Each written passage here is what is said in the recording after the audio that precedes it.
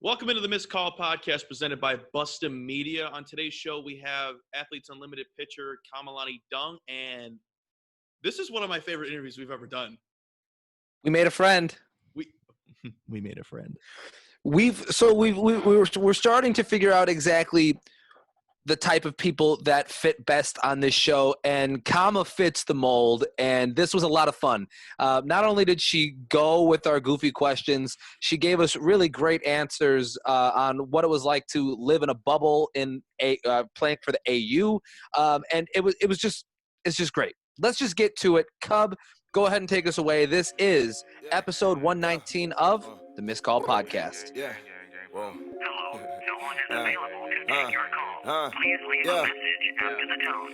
All I got is missed calls on my line, yeah. Never seen a pick up right on time, yeah. If I don't call back, leave me alone. What's up, guys? Welcome into episode 119 of the Missed Call podcast. This is Cubwood, and as always, I'm here with Star Tori. And today's special guest is Kamalani Dung from Athletes Unlimited. Kama, thank you so much for stopping by. Hi, thanks so much for having me. I'm happy to be here.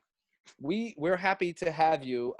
We obviously want to get to the AU and the experience that you and I won't call them your teammates, but your fellow AU athletes, the experience that all of you guys had in the bubble and all that.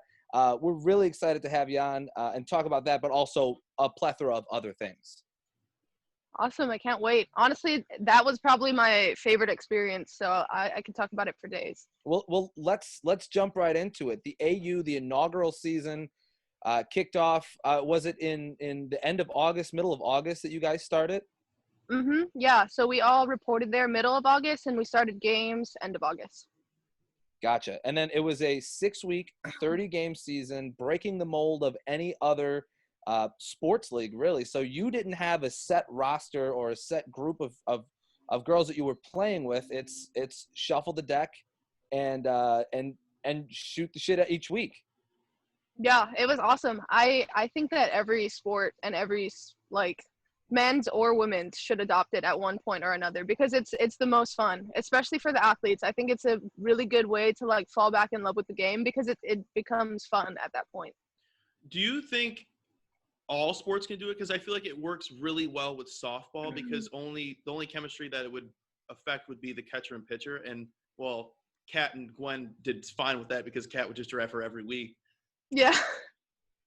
Honestly, yeah, we were talking about this. A lot of us were talking about this, and I would love to see it done in professional football and stuff, but it's just so hard. I don't know how they would do it they would have to learn new route. For softball, there was a unspoken rule that we all had, that we're not going to pick each other's signs, because we all had the same signs. It was fastball, rise, same signs that the catcher would give the pitcher, so we don't have to come up with something new every week. So it was just kind of unsaid that the base runner on second or everybody else just wouldn't pick it, because we all know what they're calling, but it's just come on now, we're all amazing athletes, just let us play the game kind of thing. Mm-hmm. And I don't know how they would do that with football or something. They would have to come up with a whole bunch of plays, or once, I don't know, as a safety or something, you see them set up a certain way, you're we all know this play, I'm just gonna run over here and cut them off. So I don't know how that would work, but if they could find out a way to somehow make that happen, I think it would be so much fun for fans and for the players too. Well, yeah, and I think what you said, it's a way for the athletes to fall in love with the game again, which I think is primarily the most important part of the process, right? Is producing a league for softball players to have, because the NPF is, I would call it a successful league. There are some teams that show up and fold, but there are some that have stayed around for forever. I mean, look at the Chicago Bandits. But that's a league that's ever changing, and this AU, while it is ever changing, that is the goal. You bring up the point that it makes athletes fall in love with the game again. I also think that this is an awesome opportunity for fans to fall in love with the game as well, because I agree. I think of if I'm a Cub fan, so if there's a group of players on the team that I can't stand, and let's say I'm one of those fans that I can't find any enjoyment in the game because of this group of players, right? Then it's really cool to see the AU and oh, well, that guy's gone or that girl's gone, and now I can enjoy it. It's a really, really cool whole setup. I've said this so many times when talking about this. I was absolutely floored by the whole thing. Yeah, no, I thought it was amazing. I think that it's an awesome way. I feel like it also really legitimizes us for some reason. It helps the players fall back in love with the game, especially because every single inning you're competing for something. So it doesn't matter if you're losing by a lot. If you win the inning, you still get money that game. Or if you're smashing the other team, you still want to win the innings because everything adds up to money. So it's like you play your hardest the whole time instead of maybe NPF where you'll slack off if your team's winning or something like that, because it just doesn't matter at that point. So true. I just enjoyed like the people just like randomly stealing just to get more points. That's what I enjoyed the most, and then getting caught in the process. But yeah, and then they get the -10. Yeah. It creates really cool opportunities in game too, like what Cub is saying, where it's like, you're going for a random steal, or maybe you're up by 10 and you're still trying to just drop that back shoulder and take it somewhere, Yeah, definitely. So let's talk about your specific experience with Athletes Unlimited. You guys obviously had to live in a bubble in order for this league to be successful during a pandemic. Let's talk about bubble life. Let's talk about you as an individual with the going through the drafts, playing in this league, etc. Let's talk about all that. I'll let you kind of steer the conversation. Okay, dope. Yeah. So I'll just start off with bubble life. I had my doubts definitely heading out there. I didn't know how it was going to go, how staying in the bubble would feel. I thought it would be really boring, but it actually was fine. We had so much to do every single day, and we pretty much just transported ourselves from our apartments to the field. Always had something to do, whether it be Friday Night Lights that the girls put on, where we just talked about really important topics, or we had like COVID testing 3 times a week, or whatever else it nose after that? Honestly, it wasn't that bad. It wasn't that bad. Really? Okay. I know that, yeah. I know some people have had the test that like touches your soul or like your brain as deep as possible, but ours was like right here. So maybe you would have a bad day where they would go like really hard or something, but for the most part, it was kind of fine. So it wasn't that bad. Okay. Yeah. And like by the end, we also knew the people who were doing it, so they would just go easy on us. I'd be like, hey, how's it going? And they'd be like, hey, and they would go a little easier. So it was really nice. So bubble life was nice, and they would give us money every week for like Instacart. We'd have everything delivered. We couldn't go anywhere, and it was pretty much just home in the field. But it didn't feel like we were trapped or anything. So I'd say bubble life was pretty awesome. What was your most frequent Uber Eats order? Ooh. Oh my goodness, you're really gonna out me right now. It's gonna be Starbucks, isn't it? Surprisingly, it wasn't. It was Chick-fil-A. Not on Sundays, though. Not on Sundays. Yeah, Sundays were my saddest day. Yeah, I think our most. She would just starve herself on Sundays. She wouldn't even eat. Yeah, you caught me. I'll get it literally. Tomorrow. Yeah, Chick-fil-A and ice cream. From where? That's a good combo. Key to success. We would just try different places that were around us. Just some places that I've never heard of, just like small town ice cream places. Those were like our nice delights. Other than that, we like tried to stay healthy with like, they would give us pantry box every week too. Pantry boxes, which just had like eggs, oatmeal, like normal stuff in it. And then they would just give you money for an Instacart order of like whatever else you would want, like Chick-fil-A or ice cream. They probably like expected me to buy like broccoli or something healthy or like a salad. But yeah, so that didn't happen here. Not in this. Don't tell them. Don't tell them. So we interviewed Haley Wagner while you guys were playing in season, and I told her that basically you guys are in an adult camp while you're in the bubble for AU. Would you say it was like an adult camp? Like Shaw said, they're not your teammates, and I was going to interrupt them and say they're your fellow campers. Campers. Oh my gosh, yeah, pretty much. It was so much fun. That's the part that I think other sports would enjoy, because you know these players, you've played against them, you've heard of them before, and to a certain extent, some of the older players, you like dehumanize them, and you look at them more as just a softball player who is a name more than an actual human being who is like could be awesome and have a really cool personality or something. So I think that was the best part, is you get to live with these people. You get to see that they're humans. You get to see how awesome they actually are. Literally everyone there was top of the line, amazing, like just hands down all the way around. So I think that's where a lot of other sports would love that, because then you get to know the other big names or the other pro athletes that you would have never met otherwise, as closely or as personally. Who are you most excited to work with? I was most excited to work with Kat, for sure. She's just, I'm pretty sure she was one of my role models when I was like a baby and just starting to learn. And everybody was joking around, like sending in their pictures with Kat from when they were babies. Like after season was done, Kat's like, yeah, send all your pictures. So everyone was like sending them, and there was like some, like Aubrey Leach sent one in, and she's like literally this big, like Aubrey Leach. And Kat just looks exactly the same, and she's just smiling, and Aubrey's like a 10-year-old or something, and it was just hilarious. And they sent one in, like they were in Hawaii, and I was like, oh, is that in Hawaii? And they're like, yeah, you're probably 4 years old in the stands watching. That's insane.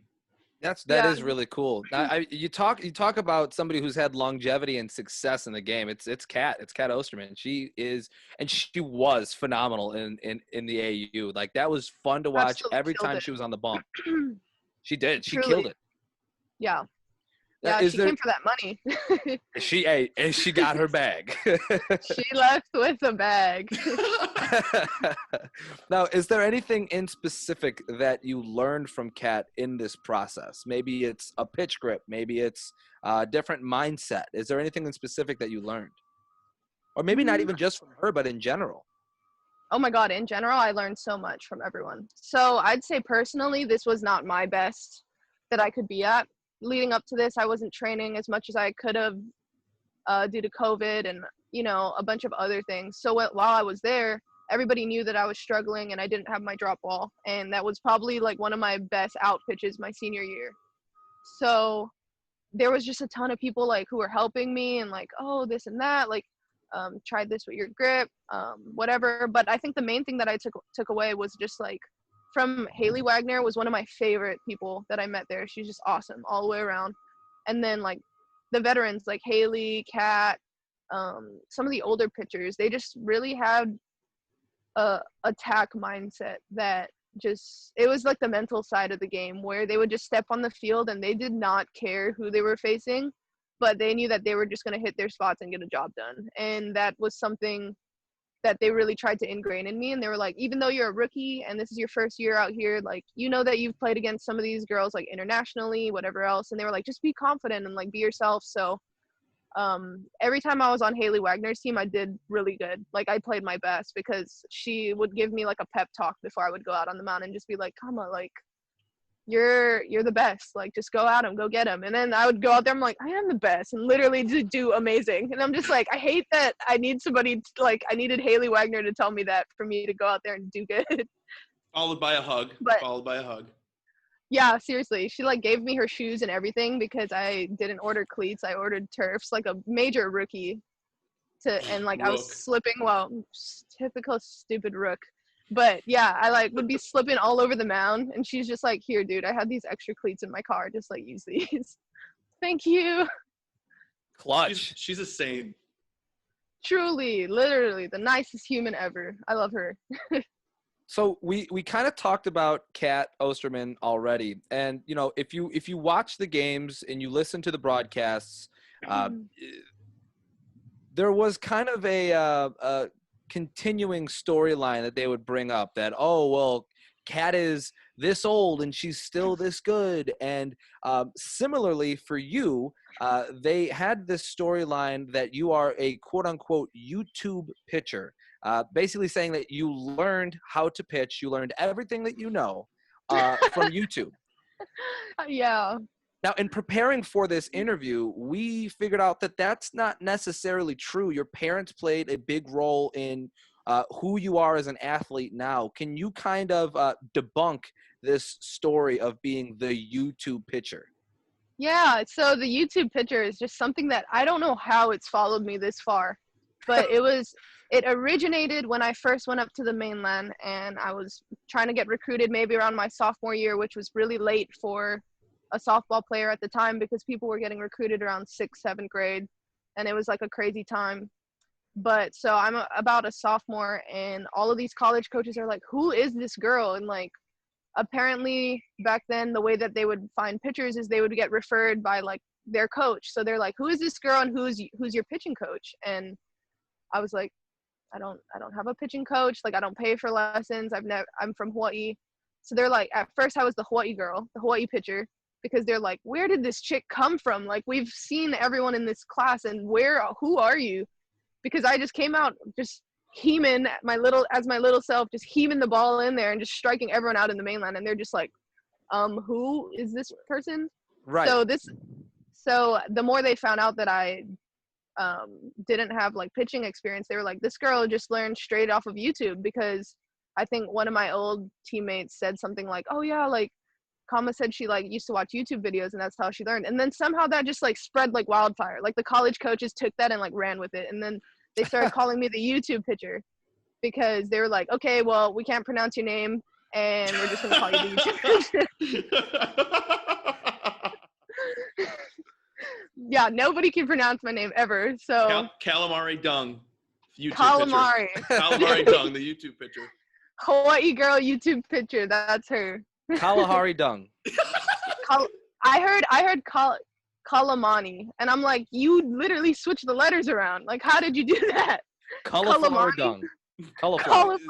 Sienna cauliflower. Dang. No, yeah, just completely just murdered every time. But Luau yeah, so that's Dang. where just like pineapple, just like completely changed my name. Just an emoji. Dung. Yes, that's me. The artist formerly known as Kamalani. Yeah, so apparently I need to just change my name. But yeah, that's how it originated, and it just stuck. And somehow Daniel Laurie them got like information that I learned off of YouTube, and they just kept telling everyone and anyone. The reason why I reached out to you is because of this, because I'd watch the broadcast and they'd be like, there's Kamalani Dung, the YouTube pitcher, and then they would just carry on with the conversation. I'm like, well, what does that mean? Like, go in depth. Tell me more. We have time. Tell me. And then we found out yesterday it has nothing to do with it. I'm like, well, they could have said that. Yeah. Yeah. So it literally is. Yeah. So I got the YouTube pitcher name because when I was young, my parents and there was no like formal training or anything in Hawaii. Softball wasn't as big. So we would just watch other pitchers. We would watch, my parents would watch videos or etc. It would mostly be me just watching people and mimicking exactly what they do, whether that be in person or in video. And they would set me outside for hours. And I would just pitch at a wall. And pitching and softball became my entire life somehow, just out of nowhere. It was like, we figured out I was good at pitching, and then it was like, boom, like that's all you're going to do all day. They would trap me outside for hours, just lock me outside. And there was days where I would be like crying, like, I don't want to do this, or like, I'm tired, blah, blah. They're like, you're not coming in until you finish pitching. So when people ask about that, that's just like where the backstory came from. And throughout my entire career, I've always had terrible mechanics because I'll watch people and I'll try and mimic in my own way. So I would have a great curveball, rise ball, changeup, but it was just like me figuring that out on my own, how to throw it.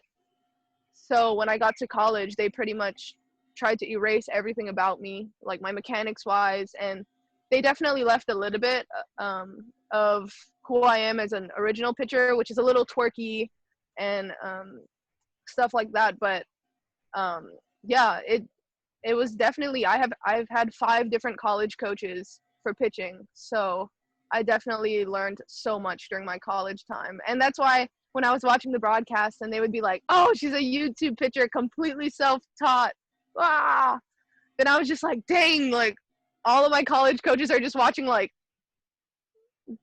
no, we didn't. Okay, they're just like, cool, yeah, I love that. So they're calling so that's why yeah, they're just like, do you remember me? Did I help you at all?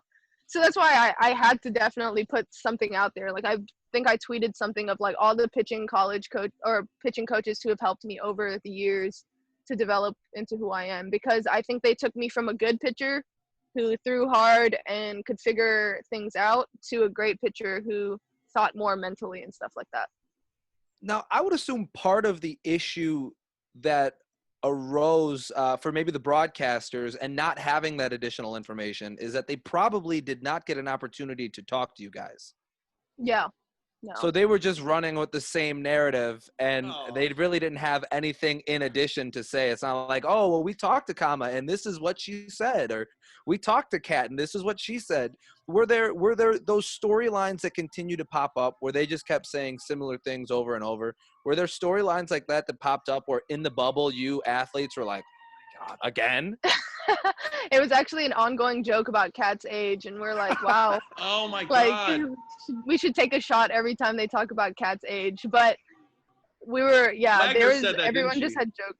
And like somebody said that Gwen was like historically slow when she got out, like stealing her or something like that, or like she hit and she got out, and someone said she was historically slow, and she was like, historically? She was like, is that in the history books that I am that slow? I am just a slug of a human. Like, we were crying. So it was just like jokes like that. Like, I think that the announcers did amazing with the amount of information that they had, because we literally like submit a few like bullets to them about our journey, and then after that they kind of just had to do their own research and stuff. So I think they did amazing with what they had. But yeah, it was just so fun to make inside jokes about some of the stuff that was said. The Cat age thing drove both of us nuts. We're like, Yeah. can they just appreciate how well she's pitching? Who cares about her age? They did the same with Wiggins. She's like, oh, she's 30-something years old. Who cares? Wiggins was another one of my favorite people. Yeah, She's still performing at a high level. Relax. And then another thing they'd bring up about you is your height. Like, Kamalani Dung is just this little girl out there. She's like 5'6". She's just little. She's not like Kat Osterman who's 6'3". She's just a little girl out there. I feel like I got shorter every time. Like, yep, Kamalani Dung, just 5'4", 5'2", 4'2". I'm just Kamalani, they're like, Calamari Dung, 5 feet tall. She's a registered midget now. like, wow, how does she throw so hard? And she's a registered midget. She's just so little. Coming into the circle is a dwarf from Hawaii.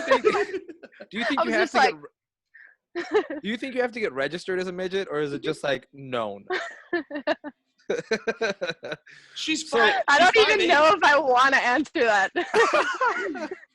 So, But yeah, the thing is, I'm not a short human. Like, when I'm walking around in real life, like, I'm actually like always one of the like taller folks. Like, I'm 5'7", so it's not like I'm not tall enough to be a pitcher. That's for sure. Like, in stereotypical pitching, but in normal life, I'm a good height. I would have to agree. Cub has a rule about women 5'7" and up.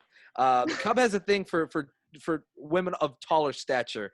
So he always says, what is it, 5'7"? What is it, Cub? 5'7" and up, you can ride this ride. Oh my god, that's heightest. That's heightest. Yes, Oh, and you're an girls is. aren't? Don't You're even get me an is. started, comma. Don't even get me started. Looking for the D1 babies, huh? I have a preference, comma. Please don't judge. All right, so we've established that Cub is indeed an ist, and we will remember that going forward. Comma, another thing that I wanted to ask you about was the softball scene in Hawaii and what it is like over there, because I would imagine that it's not maybe as popular in Hawaii as it is on the mainland. Yeah, I'd say that probably around my years, maybe a few years before, give or take, we're probably the trailblazers of softball in Hawaii.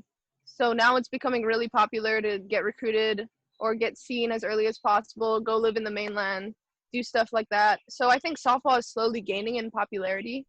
I know that we still don't have the type of coaches out there there's some great coaches, don't get me wrong, but I don't think we have enough coaches who are actually like teaching mechanics and teaching the girls certain things. So I'd say that Hawaii has a lot of amazing players who are the most strong and have the most heart and some of the most gritty players I've ever seen in my life, but may not have the type of mechanics where they're using all of their power efficiently, or they're easy to coach because everybody has like similar mechanics. It would be someone like me right now coming out of there where it was just like, what are you doing and how is that working? And like, we're going to have to fix all of that. So I think softball is gaining in popularity, but I think that we still need more coaches out there to help the girls moving forward. Well, I mean, I think it would be a pretty easy sell if you took some of the better softball coaches from the mainland and be like, hey, you want to live in Hawaii? Yeah, 100%. I think it's a pretty easy sell. I've talked to tons of the girls at Athletes Unlimited, and I was like, you guys want to do camps? Like, hit me up, let me know. We can do something. And so many people are down. So I think in the future we have some things planned for Hawaii. How big is the university there? Like, how much support do they usually get? Pretty good amount. I was always curious. Not bad. Yeah, they get a really good amount. Every time I've played there, the stands have been pretty packed. So. Well, you threw a perfect game there, didn't you? In front of your family in Hawaii, a perfect game over there. That had to be awesome. That was like chicken skin full circle moment. It was crazy. Just threw my perfect game. That was like the first time and the last time a lot of my people have seen me ever throw. So that's what was awesome. The chicken skin? I'm confused. What you said, that was chicken skin full circle. Could you define what chicken skin means in that? Do you guys not know what chicken skin means? Are you I am a king of analogies and similes, but I don't know what you meant there by chicken skin. Oh my God, what do you guys call the bumps on your arms when you like goosebumps? Goosebumps. Ew. Chicken skin? Chicken skin. It's the same thing. It's not. It's gross. It is. Cub, technically, she's right. I mean, what's the difference between goosebumps and chicken skin? Why does the goose have bumps? That doesn't make sense. It's disgusting.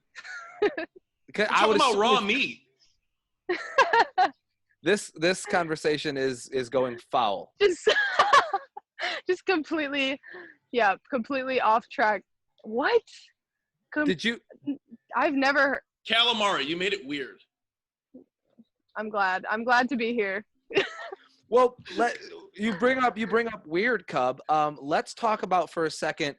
We love when athletes are pick numbers that are a little out there, right? You see a lot of in sports 7, number 1, maybe number 23, but not usually do you see number 99 worn. And we're curious, what is the reasoning behind the odd number of 99? You guys are actually the first person to ask that, or the first people to ask that. That's cool. We are big J journalism guys over here. We ask the hard-hitting questions. Look at that. Yeah. The first people to ask. It was actually when I was younger, I used to wear 99. And it was because me plus another one of my teammates who used to be my best friend at the time. It's so like unnecessarily heartfelt and like sappy, but she really wanted to wear number 1, and that used to be my number. So I was like, honestly, you can wear it. And I decided to do 99 because me plus her equaled 100% on the field. And that's literally what I said when I was like 10. And Kylie Agabin, shout out to you. You're still the reason I wear 99. Be still my beating heart. That's a cool reason why. I was hoping that there would be a good reason behind it other than, I was stuck with it. Yeah, no. So that's the reason. Kama, how did you fit 99 on your back if you were so tiny? Yeah, being that you're so small. Yeah, you could only get like half the extra 9 in there. I don't know how. It probably reached around your side. Oh my gosh, yeah, such a weird, like, I mean, it is kind of true though. I think it's good. I don't know why they just like beat it into the ground, that I was like the tiniest person they've ever seen in their life. But I think it is good that some athletes know how small I am, because maybe some younger pitchers who were feeling a little discouraged or something, when they see that, they're like, oh, like she's only like 5'6", 5'7", and she throws really hard. So On a good day. So yeah, so but yeah, so I definitely thought that like some of the other pitchers are also known for being a little bit on the shorter end. Like Kelly Barnhill isn't as tall. I think she's like 5'8" or something. So I was really excited to meet them, and I was like, yay, some people who are like my height and playing pro. But then I met them and they're like literally stacked, like just straight muscles, and just that's where I think when Danielle Laurie saw me in person, she was just like, you're a pitcher and you throw hard? She's like, you're like this, like this and this. Like, you think lots of I'm power, skinny? little frame. do you think I'm skinny? Yeah, But, I could definitely put on some muscle. Maybe next year. but 99, I think you wearing 99 makes you one of two very successful professional athletes from Fresno State playing in the majors. Yourself and Aaron Judge. Oh my gosh, yes. I just missed Aaron Judge playing at Fresno State. I think I just missed him by like a couple years or something like that. I know a lot of my teammates knew him. Brenna says he's a good big guy. Yankees fan, so Cub's a big Yankees fan, so he's been trying to circle and get to Aaron Judge somehow, some way. Oh my gosh, yes. I'm a huge Yankees fan and a huge Judge fan just because of the Fresno State thing. So, yeah, let's tag it. No, let's tag him in this. What's up, Aaron Judge? We can do it. What's going on, Aaron? Good to see you.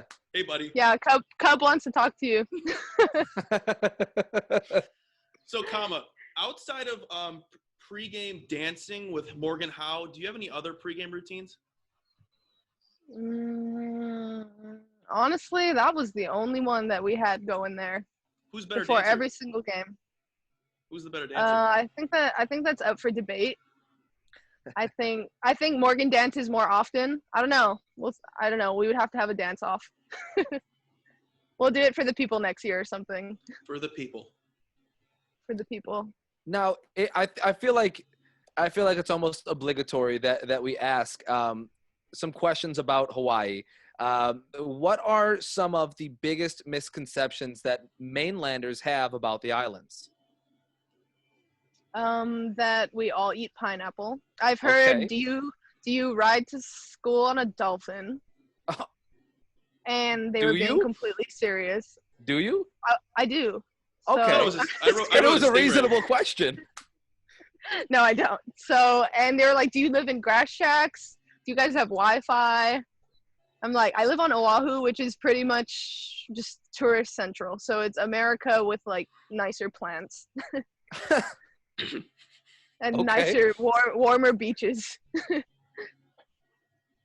Got it. Right, I'm writing this down on my hand. Yeah. We got it. Take notes. So, if, say, the Cowboys were thinking about taking a trip to the old island, what should we – Islands. There's multiple. My apologies. I'm very ignorant. What food should we eat there? Like, what's, like, the go-to that we need to – as soon as we land, hey, go here and try this or try this?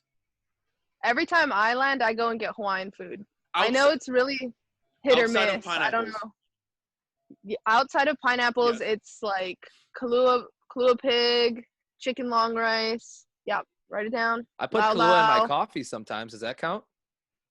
Yeah, that counts. Okay. There's just go to any place and ask for Hawaiian food, and you won't get a pineapple. You'll get actual Hawaiian food, and I think it's bomb, but some people I've met think it's gross. So you guys have to get back to me. You guys have to get back to me on that.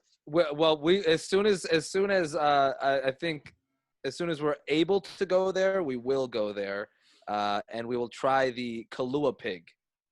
Yes, because that sounds fun, and the chicken skin. It's so good. The chicken skin. You guys have weird sayings. Lots of people say I say things so weird. Like ice box as a refrigerator. That There's makes just like sense. some things in Hawaii that are a little bit different. Won and won, like we won the game. I say we won the game. You won So there's the just game? won No, the game. I heard Juan as in a gentleman's first name. Hmm. But Juan. Kama, I think that might speak to maybe some of the cultural differences between the mainland and the islands. Was there that moment, like you get to the mainland, you're going to college with kids that have grown up here their whole life. Was there a moment of culture shock where you're like, oh, they do it different here? Oh, huge culture shock. It was almost enough to send me back home. So that's Really? something that happens with a lot of Hawaii people. They'll come to the mainland, see the culture, get the culture shock, and then go straight back home. So I think some of the main things are just like the hospitality. There's definitely like a aloha spirit in Hawaii where you just treat everyone like family. And then when I got to California, there was definitely like me realizing that that's not how everybody treated each other, or like you kiss everyone on the cheek when you meet them. And I'd like tried to kiss my roommates on the cheek, and they were just like, when I first got here, they were like, whoa. So like now I know the handshaking thing, but it's Actually, just it's COVID season. yeah, COVID is just like this now. Just wave at people, which I kind of like. But yeah, so stuff like that. And like my mom came to move me in at Fresno State, and she went directly into like the other girls' rooms, like, wow, these are so cute, stuff like that. And in Hawaii, that's like fine. Like everybody's family, even if you don't know them, you call everybody auntie, uncle, and Brother. they can do whatever they want. Yeah, like they just come. Like if somebody's mom was to come in my room, I'd be like, yeah, this is this and this is that. Like my mom went into the room, and later on, my roommates told me, like in the moment they were like, what is this woman doing? But like now that they know me, they're just like, okay, it makes complete sense now why you guys didn't have the social cues at the time. That's not something that happens here. So yeah, it's a little weird, but I'm Hawaiian hospitality is like Southern hospitality, but on steroids. Yes, I'd say, yeah, pretty much. I didn't know much about Southern hospitality until I met some people at AU, and I feel like that's pretty accurate. I've met a few people on planes going to Hawaii who have no reservations at all, no hotel, car. And they're like, yeah, this is like my third time doing this. I normally just find a family on the beach, go home with them, and then they like let me use their car. And I was like, I know Hawaii people are nice, but like to let a stranger drive off in your car and just know that they're gonna come back, it's like, wow, there's really some super nice people out here. That doesn't. Wow. I've heard of Airbnbs. Like that's a cool, like, that's fine, but like just a random family. Yeah. They're like, hey, can I burden you for a week? Yeah, and they're just like, yeah, come on, like we'll feed you. You can use our car, whatever else. That's really cool. Yeah. I think that's cool. I think it's the fact that it's an island, so you know that they can't get that far with your car. Meanwhile, like the mainland, like if you were to let someone borrow your car, then the next day they're in like the opposite side of the country. Yeah. You could kiss that car goodbye. Yeah. I'm hoping that Halloween is as big in Hawaii as it is on the mainland, because this next question is completely premised off the fact that Halloween's just around the corner. What is your favorite Halloween costume that you've ever worn? My favorite Halloween costume. I do have like this fat suit that like has a fan that connects to it. A fan? And it blows up. Yeah, it's like one of those inflatable ones that you wear? Yeah. So it gets like really big, and it's like a fat ballerina. I think the title was like sumo wrestle or ballerina or something, and I was like, yes, like I'm buying that. Graceful on their feet. Yeah, that's probably my favorite one. So the sun is like in my eyes. I'm gonna turn this way. Yeah, at least the sun is out. At least you have a sun to be out. Do you have no sun by you, Sauce? This is the Midwest, Cub. We never have the sun. It's blue outside. Well, for some. Now, I hope, Kama, I hope that going forward, now you are a friend of the show. and that means a couple of things. That means when we come to see you play for the Comets, whenever we can come see you play. The commotion, buddy. Commotion, duh. Wasn't there was a Comets team though? There Yes. was a Cleveland. Comets, yeah. Cleveland. See, No one but when goes to Cleveland. No. But when we come and see you play for the Commotion, I apologize for that. That means that when we're yelling your names in the stands, you have to at least wave back. Yeah, you can't big league us. There's no big leaguing here. Of course not, never. Because we can come by you to get an autograph after the game too. Mm-hmm. Yep, I'll let you guys come on the field and everything. I was already going to do that. I know Jordan Skirha. Maybe I could. Maybe I could. Even maybe you'll give me your new glove. Whoa, my glove is so nice. I don't know about that one. I actually have it here with me somewhere. It's in the car. Or your turf shoes. Sign That you're not going to use anymore. Here you go, kid. Yeah, I actually have so many gloves right now. I could give you guys some if you want them. Signed Calamari. Don't do it. I'll sign it, Calamari. Before you go, you were in Chicago for a couple weeks. Sauceton asked this, did you get to try Chicago deep dish? Yes, I have. What's the verdict? What's the verdict? This is for everybody out there. I'm going to say it. It's the hype is real. The hype is real. I didn't think it could be that much better than normal pizza or deep dish at other places, but I think it's the cheese. Something about it. It's just another level. Get you going. It gets For real. people going. Kama, we waited too long to have you on the podcast. We should have had you on a long time ago because this is you fit the mold for what we want on this show. No, I really I do. saw I did my research too. I was like, this seems like a fun podcast. What was your what in your research? What was your conclusion? What did you think it's a fun podcast? But was there any other thing that you were like, These guys are weird. oh, they're also this? Who do you like better? I don't know. You guys both seem great. Who do you hate? All right. Well, we'll get you out of here. We appreciate you stopping by. I will ask you for one more thing. I'm hoping that you can send us off in your. I don't want to say it incorrectly. What is the native language of Hawaii? Hawaiian. Is it just Hawaiian? I didn't know if there was going to be a more technical term, so I don't want to be cultural appropriated. I want to get canceled, man. I don't want none of that. No, that's a good defense. Nice defensive question. That was a good one. Will you send us off in Hawaiian? Yeah, I can. You could just say, this has been episode 119 of the Missed Call podcast. We'll see you next time. So I'm just going to let you know that I don't know that much Hawaiian. Just say goodbye. We'll just say bye. Okay. Mahalo nui loa. Aloha. Yeah. Aloha. Yeah. Whoa. Hello,